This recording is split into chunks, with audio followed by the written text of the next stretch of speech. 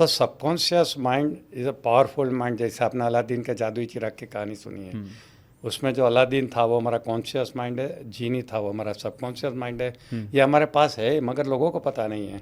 अगर लोग ये जान जाए कि हमारे पास ये जादुई चिराग है और उसका ऐसा इस्तेमाल करें तो उनके सपने पूरे होंगे। तो इस दुनिया में क्राइम कम होंगे, सब लोग खुश रहेंगे। तो इसीलिए मैंने 30 साल से गांव-गांव जाके, सिटी में जाके सिखाना शुरू किया और मुझे बड़ा सेटिस्फेक्शन हुआ क्योंकि सब लोगों को रिजल्ट मिलने लगा। आज भी मेरे पास इतने लोग आते हैं, बोलते हैं सर आपकी वजह से मुझे ये रिजल्ट मिला, वो रिजल्ट मिला। तो कितना अच्छा लगता है कि हमारी वजह से लोगों के जीवन बदल रहे हैं। बिल्कुल ऐसा तो बस वो काम मैंने चालू रखा और मज़ा आ गया। तो मैं चाहता हूं कि हमारे दर्शक मित्र जो आपके माध्यम से बहुत सारे लोगों ने देखा होगा पावर ऑफ सबकॉन्शियस माइंड, और भी जान ले तो उनके जीवन में भी खुशी आ जाए, जो हमें पहली बार ये सब्जेक्ट पे देखेंगे तो मज़ा आ जाएगा। ऐसा सर मन क्या है, तो मन के बारे में बताइए ना सर, मन है क्या? मैं वही बोल रहा हूँ कि कंप्यूटर के बाद हमें तो हार्डवेयर और सॉफ्टवेयर मैंने बता दिया। Mind is the centre of energy in the body, एक एनर्जी का सेंटर है। और ऐसे हमारे पास दो माइंड है, conscious mind and subconscious mind. ठीक है। तो ये अगर एनर्जी का सेंटर को, अगर माइंड को हमने जान लिया तो फिर हम उसका इस्तेमाल भी सही कर सकते हैं। जैसे आपके घर में कंप्यूटर पड़ा है, जो हार्डवेयर पड़ा है, हाँ। मगर आपने उसको चलाना नहीं सीखा, जो सॉफ्टवेयर है उसको यूज़ करना नहीं सीखा तो कोई मतलब नहीं होता है। तो अगर ये सॉफ्टवेयर चलाना सीख लिया, जो एनर्जी है, mind is the complete energy, और ये हार्डवेयर है जो पदार्थ है। पदार्थ और एनर्जी में जो फ़र्क होता है वही फ़र्क यहाँ पे है। Okay okay. जैसे पदार्थ को आप देख सकते हैं, ये माइके एक पदार्थ है, इसको देख सकते हैं, छू सकते हैं, काट सकते हैं, फोटो निकाल सकते हैं, ऑपरेशन कर सकते हैं, नाश भी कर सकते हैं। एनर्जी में कुछ नहीं होता है। एनर्जी को नहीं देख सकते, नहीं छू सकते, नहीं काट सकते, नहीं ऑपरेशन कर सकते हैं, नहीं उसका नाश कर सकते हैं। सिर्फ उसका या इस्तेमाल करो या नहीं इस्तेमाल करो या गलत इस्तेमाल करो। इस्तेमाल नहीं करो तो कोई फ़ायदा नहीं है, सही इस्तेमाल करो तो आपके जीवन में फ़ायदा है, और गलत इस्तेमाल करो तो आपके जीवन में नुकसान है। तो बहुत सारे लोग ऐसे होते हैं जो सबकॉन्शियस माइंड को जानते नहीं, बाय मिस्टेक वो गलत इस्तेमाल कर लेता तो उनके जीवन में प्रॉब्लम होता है। अगर जान लेते हैं और सही इस्तेमाल करते हैं तो उनके जीवन में फ़ायदा होता है। सर जैसे बहुत सारे लोग आज भी, जैसे आपने बताया कि कॉन्शियस माइंड होता है और सबकॉन्शियस माइंड होता है, मैं आपके माध्यम से चाहता हूं ताकि और भी बेसिक लैंग्वेज में आप ये बता पाएं कि कॉन्शियस क्या है और सबकॉन्शियस के बीच का डिफरेंस क्या है। यस, देखिए, वैसे पहला डिफरेंस ये है कि कॉन्शियस माइंड के पास सिर्फ 10% पावर है, सबकॉन्शियस माइंड के पास 90% पावर है। ओके। दूसरा बात है कि जो पावर हम रेगुलरली यूज़ करते हैं सभी कॉन्शियस माइंड का पावर है। स्टार्ट करें तो 5 इंद्रियों से जो हम इंफॉर्मेशन लेते हैं कॉन्शियस माइंड से, जो हम 5 इंद्रियों से कर्मेंद्रिय है वो भी हमारे कॉन्शियस माइंड से काम करती है। जो हम विचार करते हैं, thinking is a power of conscious mind. हम जो लॉजिक यूज़ करते हैं वो पावर ऑफ कॉन्शियस माइंड।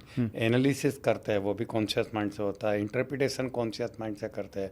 हमारा आईक्यू है वो कॉन्शियस माइंड के पास है, इंटेलिजेंस क्वोशंट है वो। उसके बाद होता है हमारा जजमेंट होता है, वो भी कॉन्शियस माइंड से होता है। हम डिसीजन लेते हैं कॉन्शियस माइंड से लेते हैं, एक्शन भी हम कॉन्शियस माइंड से लेते हैं। ये सभी हमारे कॉन्शियस माइंड के पावर है।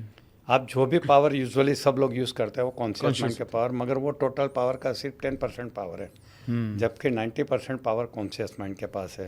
And it is the tip of the iceberg. ऊपर दिखता है वो कॉन्शियस माइंड का पावर है जिससे हम अवेयर है। सबकॉन्शियस माइंड का पावर किसी को पता ही नहीं है। सबकॉन्शियस माइंड के पावर में सबसे बड़ा चीज़ आता है कि हमारे जो भी सपने होते हैं, सपने देखता है कॉन्शियस माइंड, मगर पूरा करने का काम सबकॉन्शियस माइंड का है। इसलिए जो लोग कॉन्शियस माइंड से सपने देखते हैं मगर उनको सबकॉन्शियस माइंड को हैंडल करना नहीं आता, उनके सपने अधूरे रह जाते हैं। सपने पूरे करने हैं तो सबकॉन्शियस माइंड को जानना ही चाहिए उसकी एग्जैक्ट मैकेनिज्म क्या है, और आपने बहुत सारे माध्यम से बताई होगी। तो ये पूरा करता है। हम जो प्लानिंग करते हैं कोई भी काम का, वो दोनों माइंड से होता है, कॉन्शियस एंड सबकॉन्शियस माइंड से। ओके। छोटा छोटा प्लानिंग मैं कॉन्शियस माइंड से करवाता हूँ, बड़ा प्लानिंग मैं सबकॉन्शियस माइंड से करवाता हूँ।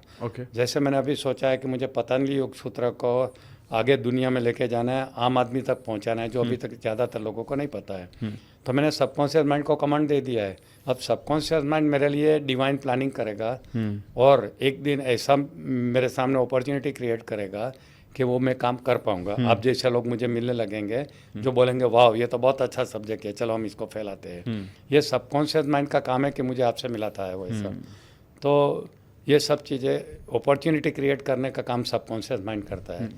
अपॉर्चुनिटी क्रिएट करने के बाद वो आपको गाइडेंस भी देता है कि अपॉर्चुनिटी तुम्हारे गोल के लिए है, तुम करो। है ना, अमित जी को मिलो क्योंकि वो आपके काम में मदद कर सकता है, वो मुझे इंट्यूशन के जरिए बताएगा भी। और फिर मुझे एक्शन लेना पड़ेगा, मुझे आपसे कांटेक्ट करना पड़ेगा, आपसे बात करनी पड़ेगी, वो मैं कॉन्शियस माइंड से करूँगा कि चलो हम एक दूसरा पॉडकास्ट करते हैं इसके ऊपर, पतंजलि योग सूत्र के ऊपर। तो दो टाइप का प्लानिंग होता है, एक जो कॉन्शियस माइंड करता है, एक सबकॉन्शियस माइंड करता है। एक और डिफरेंस है, conscious mind is a human mind and subconscious mind is a divine mind. आप देखिए जितने भी महान इंसान हैं, जिसको इंसान से भगवान बन गए, गुरु बन गए, ये सब ने क्या किया, उन्होंने अपने सबकॉन्शियस माइंड यानी डिवाइन पावर को समझा, डेवलप किया, और वो डिवाइन पावर का इस्तेमाल उन्होंने समाज के भले के लिए किया। इसलिए इंसान में से संत बन गए, ज्ञानेश्वर बन गए, तीर्थंकर बन गए, भगवान बन गए। तो वही पावर हमारे सबके अंदर है, human power and divine power. तो हम कॉन्शियस माइंड से जो प्लानिंग करते हैं वो हमारा ह्यूमन प्लानिंग है, सबकॉन्शियस माइंड से प्लानिंग करते हैं वो डिवाइन प्लानिंग है। मैंने प्रेरणा का जन्म, मेरी जो फेमस किताब है उसमें एक एग्जाम्पल लिखा है मेरा भाई का।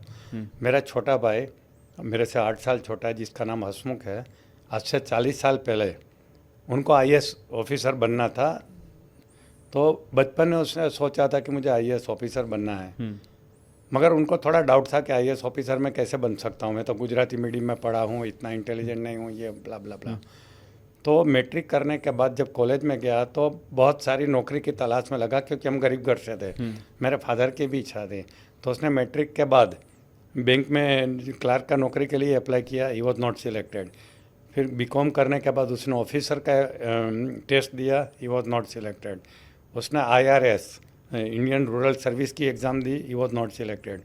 जमशेदपुर में लेबर मैनेजमेंट की एक इंस्टीट्यूट है, वहाँ एग्ज़ाम दिया, he was not selected. Times of India में उसने ट्रेनी जर्नलिस्ट का अप्लाई किया, ही वॉज नॉट सिलेक्टेड। फिर कंटाल के उन्होंने IAS की एग्ज़ाम दी और फर्स्ट ट्रायल में पास हो गया 22 साल की उम्र में। इसको अभी हम समझे तो क्या होता है, बचपन से वो लाल लाइट वाली गाड़ी में देखने का सपना देख रहा था, जो इनडायरेक्टली डिफ़ॉल्ट विजुअलाइजेशन था। तो सबकॉन्शियस माइंड ने वो गोल ले लिया था।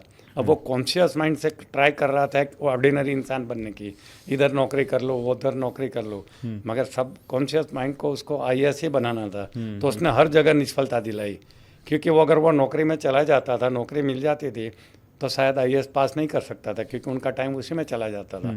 और इतनी सारी टेस्ट दिया, इंटरव्यू दिया, एग्ज़ाम दिया, वो एक्सपीरियंस, वो नॉलेज उनको IAS में पास करने में काम आ गया। तो सबकॉन्शियस माइंड ने उसको इसके लिए रोका नहीं, मगर हर जगह निष्फलता दिलाई, क्योंकि उसको सिर्फ IAS में सफलता दिलानी थी इसके लिए। तो ये आज से 40 साल पहले मैंने देखा है कि कैसे काम करता है। हॉस्टल में रहता था अहमदाबाद में, कि तू तेरे हॉस्टल के दरवाजे के ऊपर तेरे नाम के नीचे अभी से IAS लिख दे। सुपर्ब। क्योंकि तब से मैं मानता हूँ कि नज़र के सामने होता है, जिगर के पास होता है। जिगर यानी सबकॉन्शियस माइंड के। तो जितने बार एंटर होगा अपने कमरे में, उसको IAS रिमाइंडर होगा। और सबको 12th के बाद अमेरिका पढ़ने को जाना था, कुछ पता नहीं था, वो टाइम पे इतना इंटरनेट भी कॉमन नहीं था।